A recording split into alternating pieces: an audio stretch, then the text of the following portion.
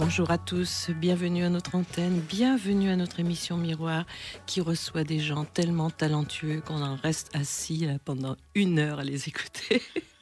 Et c'est bien le cas ce soir puisque bis repetita, c'est notre ami Jean Ducreux qui vient nous rendre visite. Bonsoir Michel. Alors, bonsoir Bernard. Bonsoir Michel, bonsoir Bernard. Bonsoir Jean Ducreux. Et bonne émission. Oui. Je crois que ça va être bien ce soir. Oui, tu es là pour veiller au grain, nous mettre de la musique, nous trouver les mots qu'on ne trouve pas, ou les dates, ou des fois on cherche des trucs. On va essayer de faire au mieux. Voilà. Alors, on est là. Alors, Jean Ducreux, c'est J.G. Ducreux ou Jean Ducreux? Aujourd'hui, c'est J. Ducreux. Non, disons que mon nom de naissance est Jean-Guy Pascal Ducreux, mais que mon nom d'auteur est Jean Ducreux. On va enlever la particule, alors. La particule ligérienne. Oui. Puisque Jean est venu il y a quelques années, je ne sais plus compter en mois avec ces absences de virus. Oui. 50. Pour la trilogie ligérienne, les 3 livres qui parlaient du forêt et des gendarmes du forêt, de tous ces gens qui des journalistes stéphanoises. Oui, de la Tribune sûrement, oui, parce que la Tribune, le Progrès. Et puis voilà, puis après on est parti un petit peu en Égypte, oui. Avec Pharaon. Alors ça, c'est toujours d'actualité, ce livre, il cartonne. C'est pas un livre qui cartonne, hélas, parce qu'il n'a aucun mérite véritable pour le lecteur local, c'est-à-dire qu'il n'est pas régional et c'est pas un polar. Donc, en fait, curieusement, tout le monde me dit c'est ton meilleur bouquin, mais c'est un bouquin qui n'a jamais bien marché. Il n'a jamais bien marché? Non, Pharaon n'a jamais bien marché. Pharaon en 1923 Pharaon. C'est ça, Pharaon oui, en 1923, le Pharaon de la Sorbonne. Mais hélas... je croyais qu'il était épuisé, que c'était le... Non, il est épuisé simplement parce que je n'ai pas jugé utile. À l'époque, j'étais auto-édité et je n'ai pas jugé utile de le rééditer, quoi. Et pourtant, c'est un très bon livre. Ah, merci Bernard. Oui, et puis ce qui fait partie de ces livres qui nous font voyager, surtout là, pendant cette période où on était enfermés, donc on voyage en Égypte, mais pas seulement dans c'est labyrinthique, c'est dans la tête des gens. C'est un bouquin un peu initiatique, certainement, voilà. Oui. Avec... Je lui vois une vertu principale qui est que c'est une sorte de fable sur le mensonge. Dans Pharaon, tous les personnages mentent et ils ont tous les meilleures raisons au monde de mentir. Et puis, évidemment, tous ces mensonges conduisent à une tragédie. Il y a beaucoup de mensonges dans notre monde. Dans les continents, en ce moment, ça ment pas mal. Oui, c'est juste. Entre la Russie et l'Ukraine, il y a beaucoup de mensonges. Beaucoup de mensonges. Oui. Et non, oui. Les mensonges mènent le monde, mais on ne sait pas. Puis aux Amériques aussi, il y en a pas mal. C'est-à-dire, oui, les mensonges de toutes parts, hélas. Puisqu'on parle de politique, j'ai vu avec beaucoup de joie que Trump n'avait pas réussi cette sorte de coup d'État politique qu'il avait entamé, et ça me réjouit. Et je vois aussi qu'il a 2 concurrents sérieux pour l'investiture républicaine pour les élections de 2024. Ça me remplit d'aise.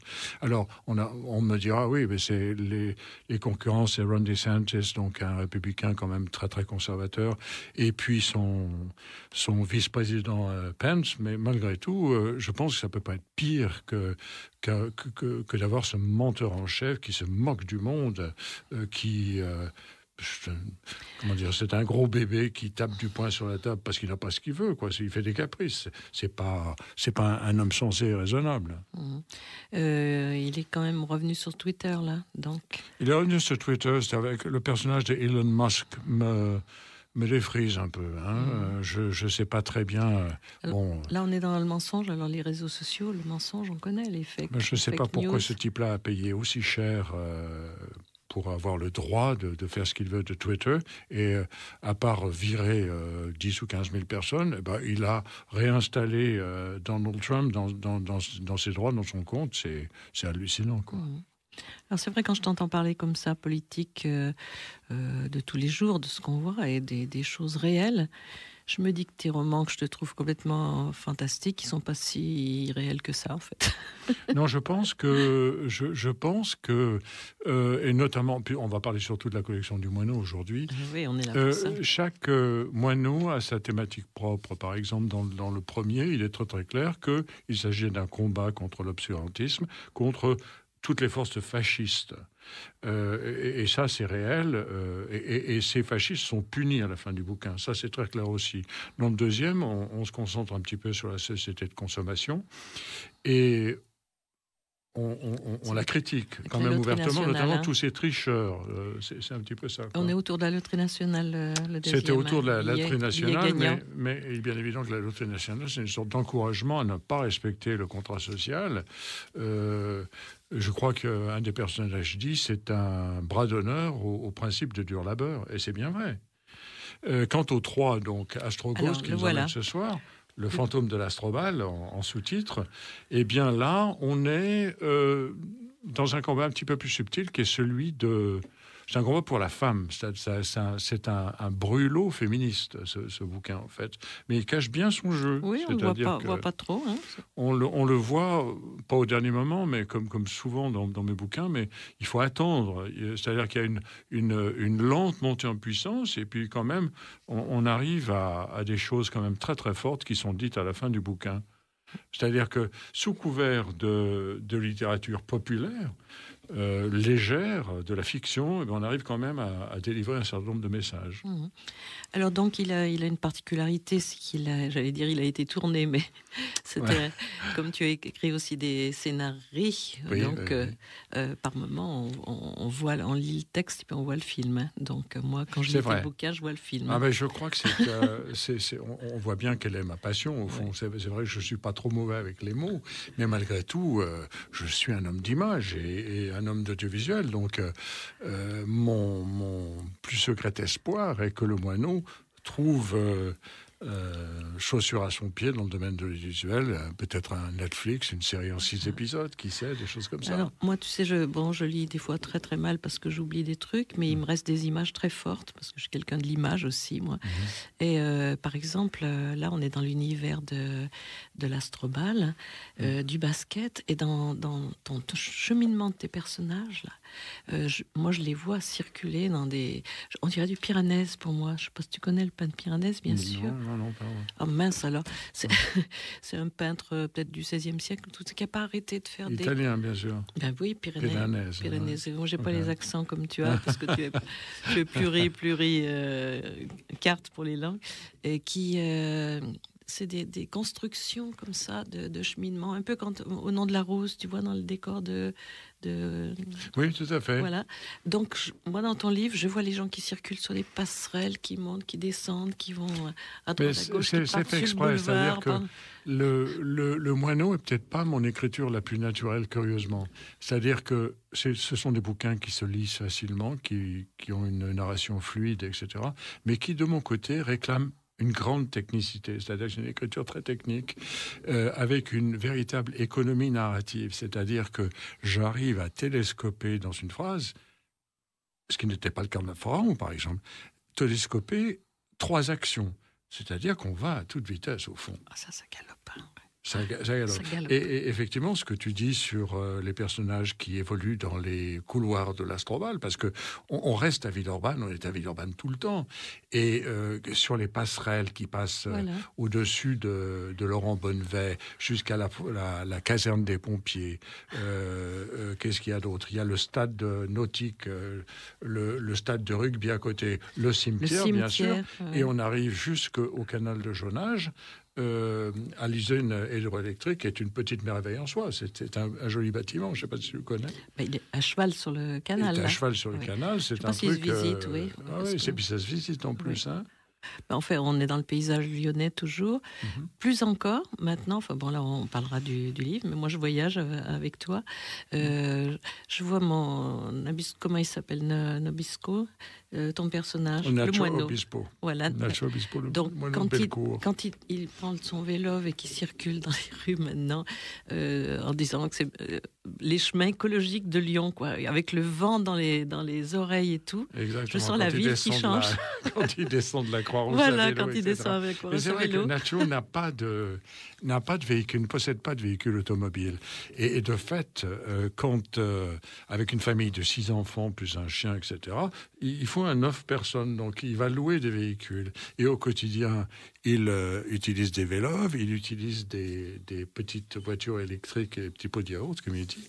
Et c'est un leitmotiv du moineau, c'est-à-dire qu'il vit de manière économique plus qu'écologique. Mais... Alors Bernard, il est le chef pour ça, parce que là, il fait partie de je ne sais pas quoi, à Lyon, d'un autopartage pour les véhicules. Il n'a pas de voiture, tu vas nous expliquer, c'est drôlement bien, on en profite. Ah ben, je vais leur faire de la pub alors.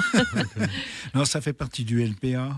Le LPA, c'est le parc auto de Lyon. Oui. Et c'est Cities. Voilà, c'est ça. Cities, des véhicules Cities. On peut s'abonner, ça ne coûte pas très cher. C'est un peu plus de 15 € au mois. Et après, on utilise la voiture quand on veut. 9 places. Voilà, on peut avoir une 9 places, on peut avoir des camions, on peut avoir tout ce qu'on veut. Quoi. Non, Voilà, mais pas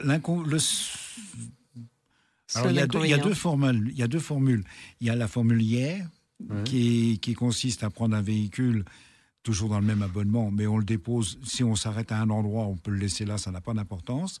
Et il y a la formule donc vraiment des véhicules Cities, qui font, si on le prend à un endroit A, on doit le remettre à l'endroit A. Oui. Voilà. Donc ça, c'est la seule contrainte, je dirais. Mais le moineau, donc, utilise tous ces moyens de transport modernes, entre guillemets, l'électrique, le musculaire et tout ça.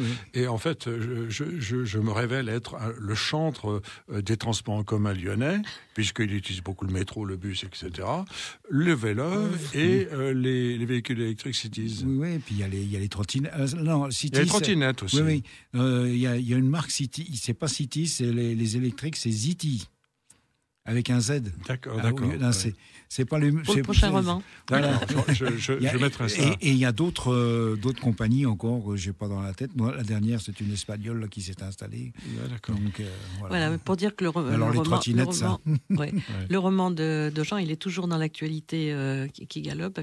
Le dernier, je me rappelle qu'il y avait plein de petites pointes sur l'Église, parce qu'on était en plein dans les scandales de l'Église et tout ça. Encore une fois ici, un peu moins cette fois-ci. Mais un petit peu moins, sauf que, évidemment... Une autre forme.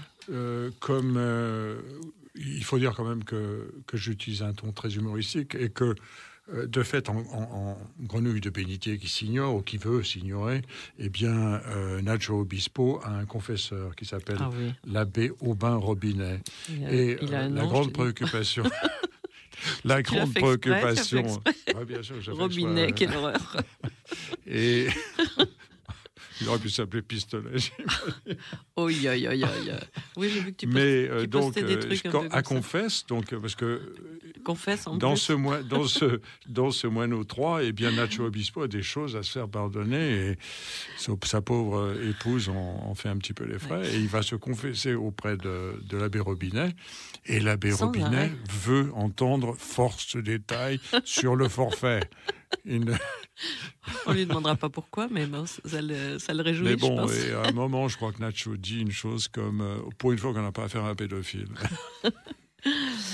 Eh ben oui, ça change. Bon, il continue à se signer quand même à tout moment dans le livre, j'ai remarqué. Il se signera systématiquement. C'est une marque de fabrique culturelle, en quelque sorte. Oui.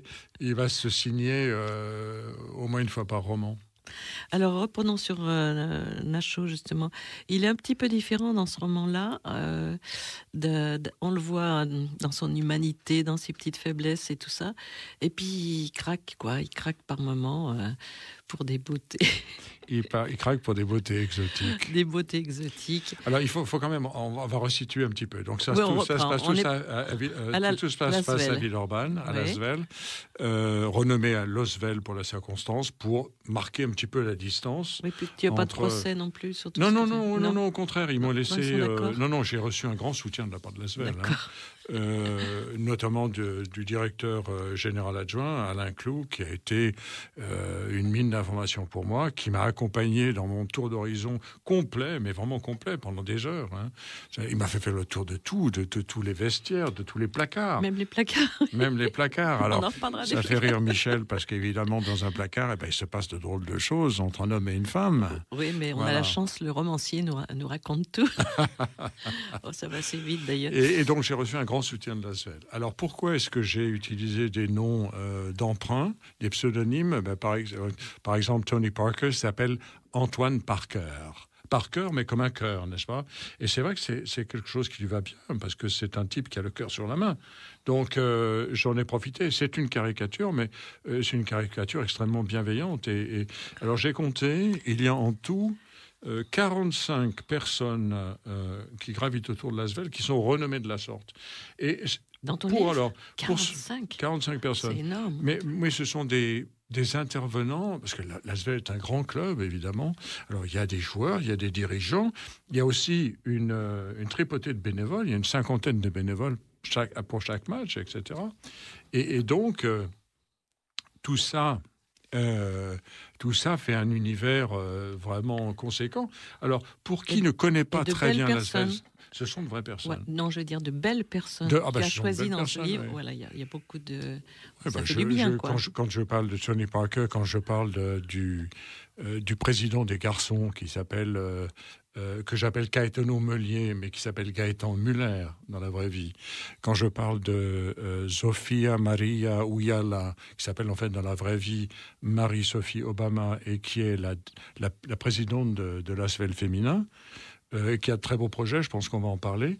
Je parle effectivement de belles personnes, quoi. Je parle aussi de Enrique Garcias, qui s'appelle en fait Eric Garcia, qui est le patron de la sphère communication de Lasvel, Infinity Media 9, et qui m'a reçu d'ailleurs dans ses studios de télévision il n'y a pas si longtemps. Je parle effectivement de belles personnes, de gens bienveillants, et donc non seulement je n'ai pas eu d'obstacle de la part de Lasvel, mais j'ai eu énormément d'aide. J'ai même tenu quand même à proposer. Je ne voulais pas non plus faire un bouquin qui soit barré par la suite. Par conséquent, j'ai, comme d'habitude, envoyé un synopsis d'une 20aine de pages pour dire voilà où je vais.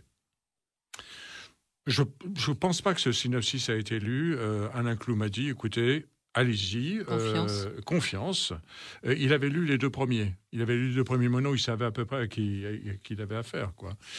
Ensuite, quand j'ai terminé la première ébauche du tapuscrit, donc j'ai envoyé ce tapuscrit en PDF. J'ai pas eu d'obstacle non plus. Et enfin, juste avant, l'apparition a eu lieu le 24 août, mais fin juin, je fais toujours un tirage pour moi, simplement pour voir où je vais, et pour que mon épouse puis d'autres amis puissent relire et dire, attention, là, il y a des choses qui vont pas, que ce soit la syntaxe, n'importe quoi, les coquilles, tout, quoi. Ou même un écart de langage, quelque chose qui nuirait peut-être à telle ou telle communauté, etc. Donc, je fais les choses par palier. Et Alain Clou a reçu ce bouquin, qui est une sorte de collector, parce qu'il y a eu trois exemplaires en tout et pour tout. Il se vendra cher bientôt. Voilà, c'était avant que je signe le contrat final avec les éditions Héraclite, parce que je tiens quand même à respecter la légalité, n'est-ce pas? D'autant que je vais redire ici à quel point j'apprécie mon éditeur, qui est un type qui m'aide et me soutient et qui aime ce que j'écris en plus. Il estime que Astro Ghost est mon meilleur roman. Et puis, il s'appelle Damien Corban, c'est un type formidable. Il est sympa, il envoie des petits mots, je le remercie. Il t'a envoyé un petit mot? Il y a toujours un petit mot avec son livre. C'est sympa. Très bien. Donc, bien voilà, donc, on signe le contrat avec Damien. Mais de toute façon, tout a toujours été très clair entre nous, donc il n'y a pas du tout de questions en suspens ou quoi que ce soit. Et Damien, aujourd'hui, il m'a quand même publié 3 moineaux en 18 mois, et il attend le moineau 4 pour fin mai, début juin, et pour une parution en septembre 23. Donc c'est plus une trilogie, là, ça sera une fois... Ah, mais ça n'a jamais été une trilogie, non. C'est une collection, là. Oui. Collection de moineaux. Non, mais je parle par rapport au premier. Et oui, quelqu'un a parlé de trilogie, c'était pas toi, Michel, mais quelqu'un avait parlé de trilogie, effectivement, pour le moineau, et je n'avais jamais compris pourquoi. J'espère que c'est pas moi. Alors moi, j'ai pas Non, je pense que tu avais pris la balle au bon. Trilogie ligérienne, moi j'ai dit. Oui, non, ouais. c'est vrai. Donc 4 moineaux et puis 5 et 6 parce que en fait le 4e est entièrement découpé. D'ores et déjà, j'ai 3 chapitres écrits et je n'entamerai qu'en janvier en fait. Ça galope. Ouais. Avant d'en savoir plus, parce qu'on a très envie d'en savoir plus, on va écouter une petite musique choisie par l'auteur. Numéro 1 sur la diversité. Exposition et actualité des bons livres, les auteurs se racontent. Voilà, avec Jean Ducreux qui vient nous présenter son livre Astroghost, le fantôme de l'Astrobal. Et c'est encore un moineau, le moineau de Bellecour, qui sévit dans ce livre et qui a choisi cette pause musicale. Jean ? Alors, je suis tombé en amour complet avec la personne et la voix de Cássia Eller, une chanteuse brésilienne qui est décédée en 2004, je crois, et qui était une militante des droits LGBT. Donc, c'est une très belle personne et avec une musique absolument fantastique et une voix unique. C'est une sorte de Janis Joplin brésilienne, quoi. Donc elle est avec nous ce soir, alors, comme beaucoup de fantômes d'ailleurs. Oui, comme beaucoup de fantômes, c'est le fantôme de Cássia. On va y arriver. Ou d'anges gardiens, on ne sait pas. Parce que ou d'anges gardiens, effectivement. Moi j'aime bien tes fantômes, c'est un peu des anges gardiens aussi quand même. C'est un petit peu ça, surtout dans celui-ci, effectivement. C'est un ange gardien. Alors, je vais peut-être présenter un petit peu l'argument. Le pitch, comme ils disent. Le pitch, alors, lors d'un match d'Euroleague entre le Maccabi Tel Aviv et l'Osvel, eh bien, on assiste à des actes de vandalisme qui culminent par la chute du cube central au-dessus du terrain, ce cube sur lequel sont indiqués les noms des joueurs, le nombre de fautes, le score, tout. Le cube s'abat sur le parquet. Le match, évidemment, n'a jamais lieu. Et le commissaire d'identité est sur place. Mais le moineau, lui, il est passionné de basket depuis le début, et donc il est là en tant que spectateur. Et curieusement, il y a une personne qui vient le chercher au nom du président Antoine Parker pour lui demander d'enquêter, mais pas sur les actes de vandalisme, en fait, qui sont concomitants en quelque sorte, mais Antoine Parker lui demande d'enquêter sur la présence dans les couloirs de l'Astrobal, d'une ombre fantomatique qu'ils appellent Astroghost, d'où le titre. Et que fait ce type-là dans les couloirs de l'Astrobal sans que son image s'imprime sur les caméras de vidéo, sur les bandes de surveillance vidéo? Et est-il associé au vandalisme? En fait, il y a 3-4 actes de vandalisme, je ne veux pas dire lesquels, et puis ça va culminer en plusieurs meurtres, etc. Alors on parle pas et donc il y a deux choses qui arrivent c'est-à-dire l'enquête du commissaire d'identité sur le vandalisme, auquel est associée l'enquête du moineau pour le président Parker. Et les deux font qu'on avance à nouveau à toute allure dans cette enquête policière. Je vois que tu n'as pas trop envie de parler de les annonces du vandalisme parce que c'est assez original. Donc, on est encore dans cet univers un peu irréel d'inscriptions fantômes. D'inscriptions fantomatiques sur le terrain, voilà. à l'encre sympathique en quelque sorte. Voilà, donc c'est quand même assez... Avec des messages sibyllins. Tout est très original dans ton livre. C'est vrai qu'on découvre des choses, même au niveau de la fin, quand c'est en recrudescence d'angoisse et au niveau de l'attentat, on ne va pas dire tout. C'est vraiment... il y a une surprise à chaque instant. Tu nous surprends par des choses extravagantes. Je crois que c'est mon boulot en tant que romancier d'apporter des éléments de surprise, effectivement, et puis de susciter l'intérêt à chaque... Alors, le meilleur compliment qu'on puisse me faire, effectivement, c'est que on tourne les pages à tout à l'heure. En anglais, il y a le terme page turner. C'est vrai que c'est ce que j'essaie de faire et j'essaie de donner de la joie au lecteur. C'est mon boulot, quoi. Mais il y a énormément de recherches et je t'ai dit la dernière fois qu'on a communiqué, je dis mais où est-ce qu'il est allé chercher tout ça? Où est-ce que tu es allé chercher ces personnages et ces intrigues et tout? Parce que je les découvre pas quand même à chaque détour du chemin dans les polars. Non, c'est vrai que... Rien de convenu, on va dire. Non, mais c'est-à-dire que on a toujours le choix, n'est-ce pas? Et quand je me suis lancé là-dedans, Mathilde G-Forestier, elle est originale, mais elle est quand même beaucoup plus traditionnelle de par sa facture. C'est raconté à la troisième personne, etc. Là, j'ai un personnage original qui guide le fil de l'intrigue et donc il est non seulement original lui-même et sympathique, mais l'intrigue se veut originale. Peut-être moins sympathique, mais toujours original en tout cas. Et de fait, on arrive à beaucoup de paroxysmes en fait. Hein. C'est de l'hyperbole à chaque page, ou pratiquement. C'est vrai que la menace qui pèse à la fin du bouquin sur l'Astrobal, c'est quelque chose de prégnant, du moins je l'espère. L'Osvel. Oui, l'Osvel. Oui. L'Astrobal et l'Osvel. L'Astrobal et l'Osvel. Alors, tu as choisi je crois que c'est le portrait de ce ghost, alors, hein? Oui. C'est le portrait du ghost tel qu'on le voit. C'est ça, la première fois que Nacho rencontre le fantôme dans les couloirs de l'Astrobal. Alors, en l'absence d'André, je vais faire le lecteur. Hein. Merci. Tant pis, hein. On pense à lui. Alors, je m'aperçois aujourd'hui qu'à l'occasion de ce job impromptu, j'ai commencé à écrire un hashtag et en mème. Il faut me pardonner. C'est à force de faire des brèves avec photos sur Instagram et Twitter. C'est peut-être aussi Kaganet qui déteignait sur moi. Kaganet, c'est le policier, hein, c'est ça. C'est le journaliste du Progrès. Pardon. Il m'avait donné quantité de trucs et astuces avant que je ne débute. Trop de bêtises, assurément. Bref, cela faisait plus de 2 heures que je furetais ça et là, quand soudain, en remontant en surface, si je puis dire, au niveau de la rue donc, je l'ai vu. C'était une vision étrange que ce type dégingandé en salopette bleue, avec sa casquette 10 fois trop grande qui semblait m'attendre en haut de l'escalier. Taille moyenne, maigre, insignifiant. Je ne l'ai jamais vu de près ce jour-là, je m'empresse d'insister. Ses cheveux filasses, gris sales, dépassaient de son couvre-chef. Il faisait non seulement dépenaillé, mais malsain. Ses vêtements étaient excessivement encrassés. Aux pieds, j'ai immédiatement vérifié, il portait des brodequins de travail et dans la main, il avait bien cette immense clé à molette que les rares témoins avaient signalée. C'était un engin d'une taille incroyable, de 75 ou 80 cm de longueur au moins, dont le prix peut atteindre plusieurs centaines d'euros. J'ai regardé sur Internet. Un outil de vrai professionnel, pas de rigolo faisant de la figuration. Alors j'ai commencé à le prendre au sérieux. « Hé, attendez, je peux vous parler ?» Je fais en vain. Merci, j'ai très bien lu. Hein.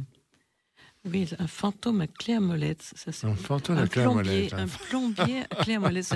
J'avais jamais entendu parler d'un fantôme. Le drap blanc, c'est quand même plus qu'on veut. Ah ben oui, mais c'est pas aussi original. Et bon, c'est intéressant parce que ce personnage sale et mal fagoté, eh bien, effectivement, comme tu le disais tout à l'heure, c'est beaucoup plus qu'un fantôme, c'est un ange gardien plutôt qu'autre chose. Mais les gens vont le découvrir progressivement. Oui, parce que certains le voient et d'autres pas. Voilà. Oui, exactement. Il faut un certain talent. Il y a comme ceux qui cherchent les trésors dans les vieilles maisons, les chasseurs de fantômes. Il y a une émission, je crois, de chasseurs de fantômes. Ils veulent absolument les voir.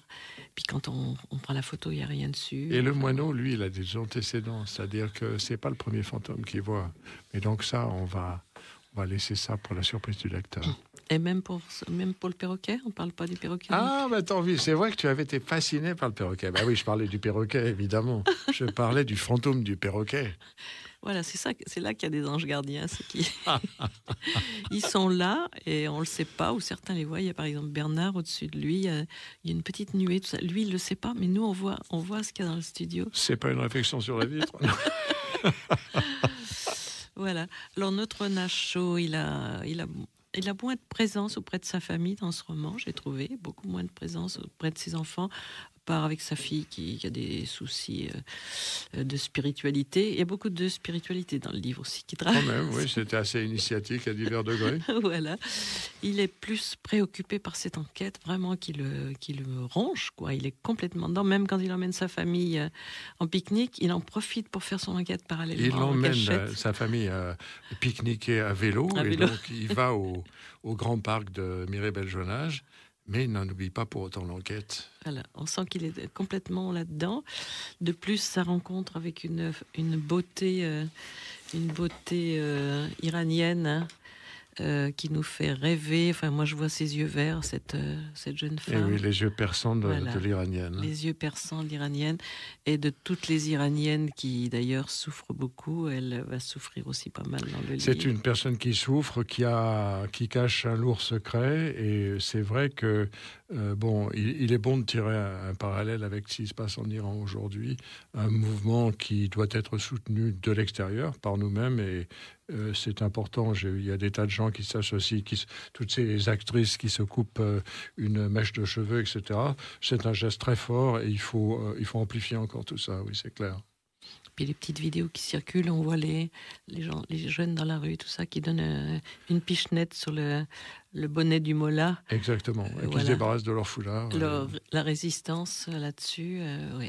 Clairement, c'est un combat pour la femme, c'est-à-dire que pour libérer la femme, quoi. C'est aujourd'hui toutes les puissances trumpistes ou de tel ou tel ayatollah visent essentiellement à réduire le rôle de la femme dans la société.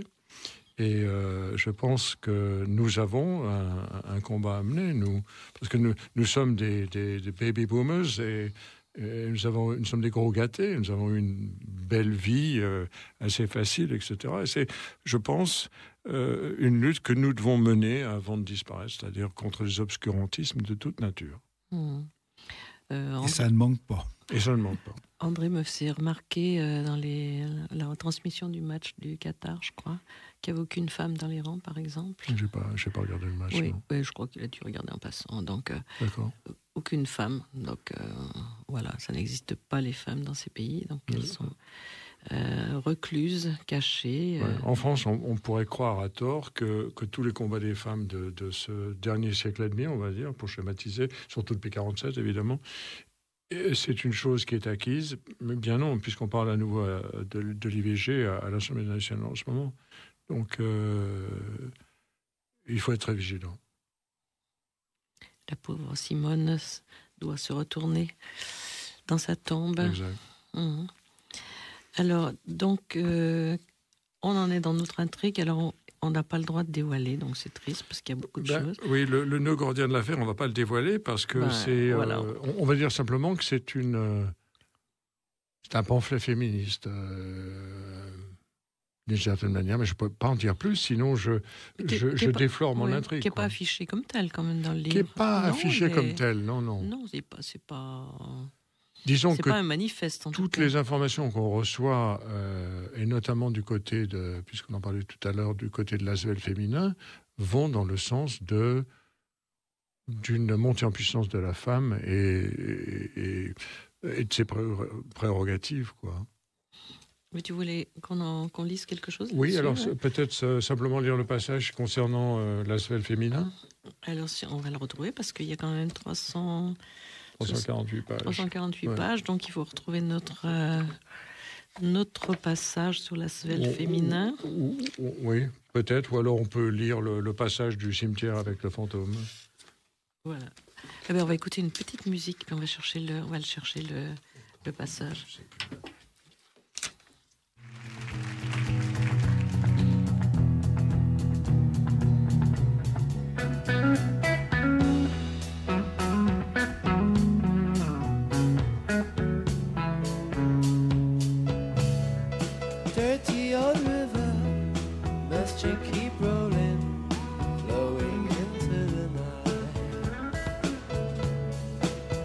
So busy, make me feel dizzy. Taxi light shines so bright, but I don't need no friends. As long as I gaze on Waterloo sunset, I am in paradise.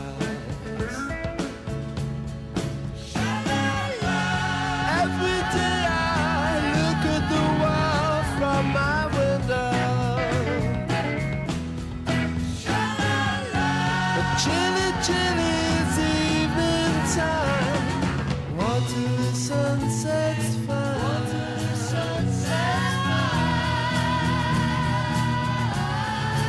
Harry meets Julie, Waterloo Station, every Friday night. But I am so lazy, don't want to wander, I stay at home at night. But I don't feel afraid, as long as I gaze on Waterloo sunset, I am in paradise. Every day I look at the wall from my window. Chilly, chilly, it's evening time. Waterloo sunset's fine.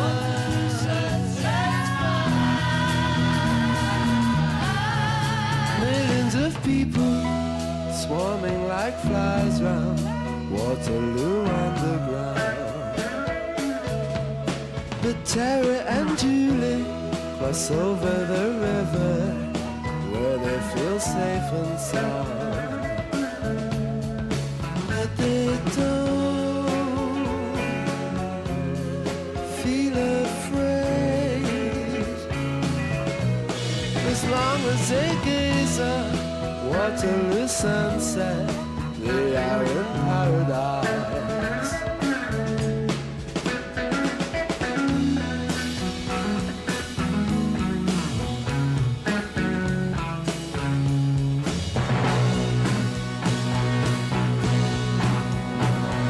Waterloo sunset's fine. Sunset's fine. Sunset's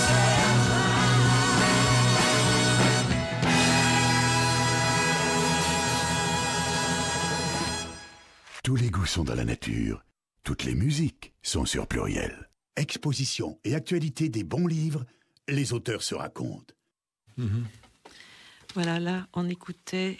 Qu'est-ce qu'on écoutait, Bernard? The Kings, Waterloo Station, un de mes titres préférés dans la musique anglaise. Oui, exactement. C'est un chef-d'œuvre. Hein. Je découvrais. Je connaissais les Kings, mais je connaissais pas tout leur répertoire. Ouais. Il y a une émission absolument fantastique de Mishka Assayas sur un podcast qui s'appelle Le concert idéal des Kings, et c'est une pure merveille. Je l'ai écouté déjà 25 fois. Ah oui, d'accord. Ah oui. Ah mais oui, c'est une bonne émission aussi. Hein. Ah oui, vraiment. Il a une voix superbe, il a une voix d'antenne superbe. C'est vrai. Ah oui, moi, je l'écoute pour sa voix aussi. Donc, on était toujours avec notre moineau de Bellecour. Alors, il se trouve que c'est vrai que la présence de la famille est moins visible dans ce moineau 3. On voit quelquefois les enfants, un peu plus rarement, mais on voit un peu plus Maca, Marie-Caroline Bussy-Charette, son épouse, et qui, par un stratagème un petit peu détourné, arrive à se faire engager, soi-disant, à l'Asvel féminin. Alors, lui fait des cachotteries, donc à sa Maca.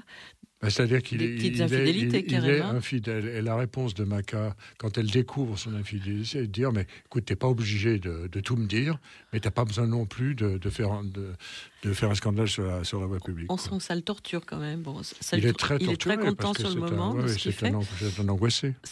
Il est très content de rompre le pacte de fidélité, mais après coup, il est mal. C'est-à-dire qu'il se trouve engagé, il est vraiment engagé dans une affaire passionnelle.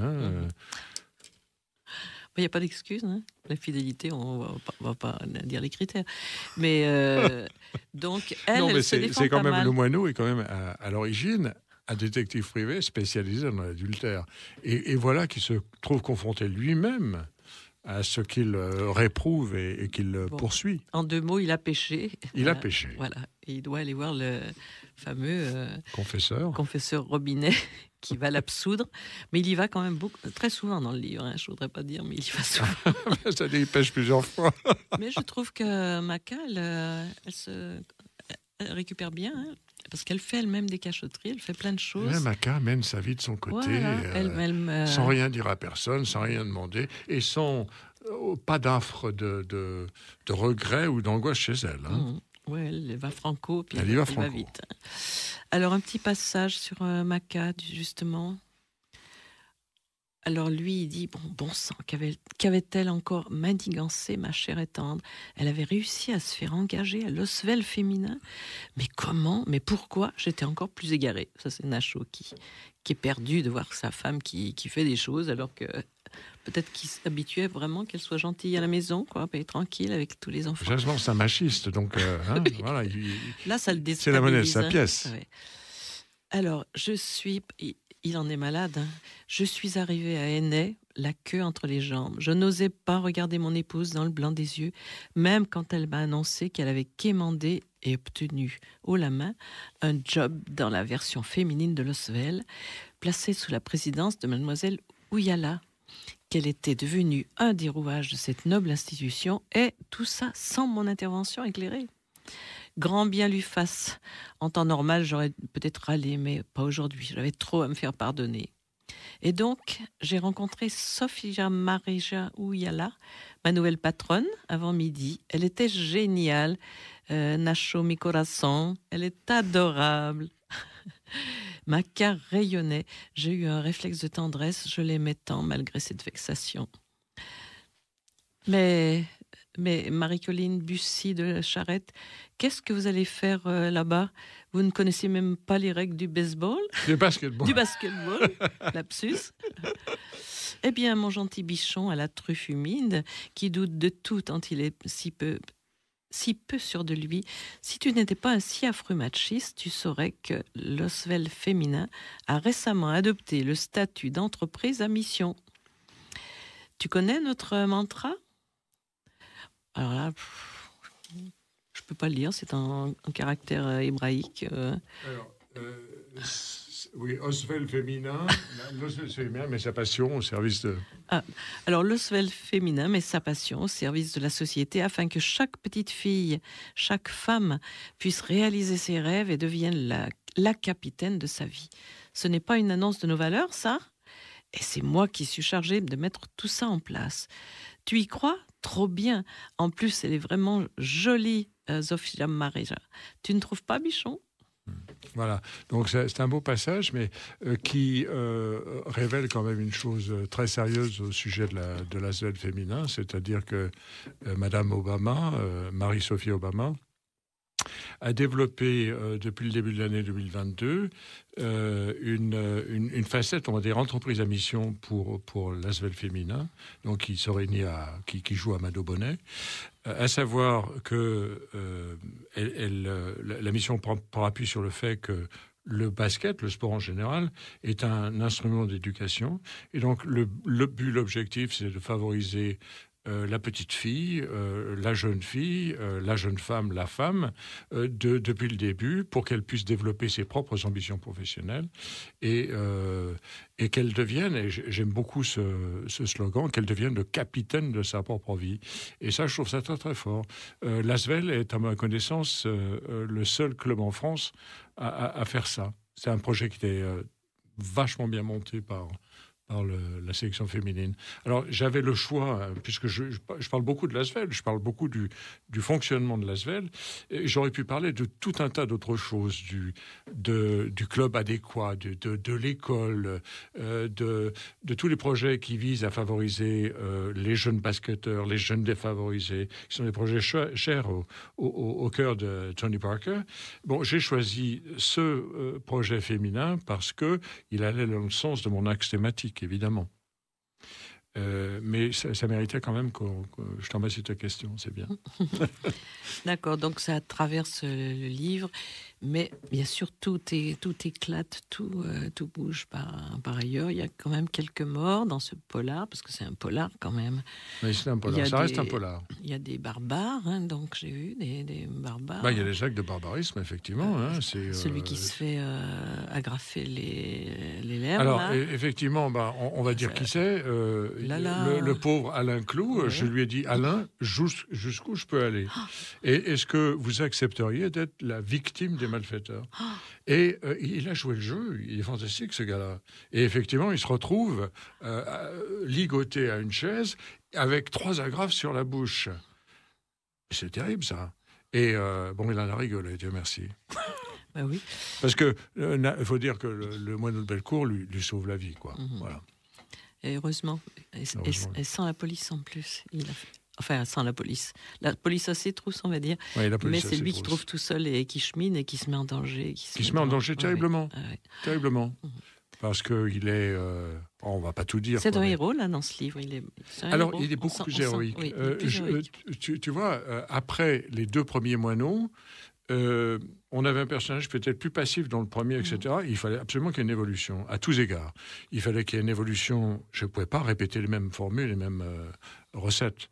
Donc, il fallait qu'il y ait une évolution dans ses relations avec son épouse, avec Dinandier. Et Dieu sait s'il y en a dans ce... Parce que là, dans cet homme-là, eh bien, le moineau remet en question les principes forts que Dinandier, le commissaire, semblait représenter pour lui. C'est l'équipe Berlier, hein C'est l'équipe Berlier. Et là, j'ai ressorti une formule intéressante, qui est celle du grand-père, qui parle des corbeaux.